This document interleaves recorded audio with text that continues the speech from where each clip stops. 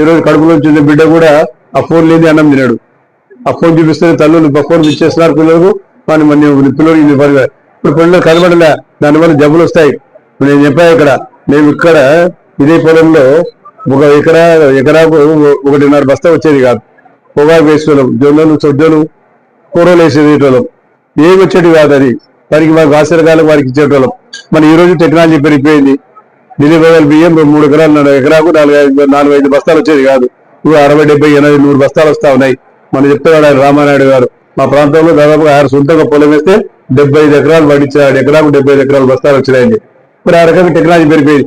దాని ఎందుకు పెరిగింది? Fertilisers, pesticides. కలెక్టర్ గారు చెప్పారు, ఫర్టిలైజర్స్ పెస్టిసైడ్స్ వేయడం వల్ల, కెమికల్స్ వేయడం వల్ల ఈ ఉత్పత్తి జరుగుతూ ఉంది. ఎందుకంటే దేశ జనాభాని బట్టి వేయాలా, కానీ దానివల్ల నష్టాలు కూడా ఉన్నాయి. క్యాన్సర్ వ్యాధి ఎక్కువగా, నేను పేపర్ చదివాను, ముఖ్యమంత్రి గారు క్యాబినెట్ కూడా చెప్పడం జరిగింది. క్యాన్సర్ వ్యాధి రావడానికి కూడా కారణం ఎక్కువగా అది. రెండవది ఆల్కహాల్ అంటే దాని గురించి మళ్ళీ ఇక్కడ చెప్పాల్సిన అవసరం లే.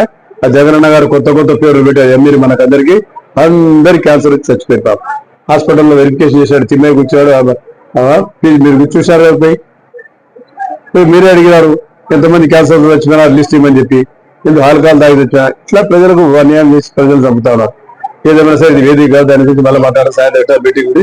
వాటి రోజు అవకాశం కలిగించినందుకు ప్రత్యేకంగా ఫారెస్ట్ డిపార్ట్మెంట్ వారికి, శాస్త్రవేత్త మిత్రుడు పవన్ కళ్యాణ్ గారికి, మన గౌరవ ముఖ్యమంత్రి గారు కూడా ధన్యవాదాలు తెలియజేసుకుని సెలవు తీసుకుని జై హింద్.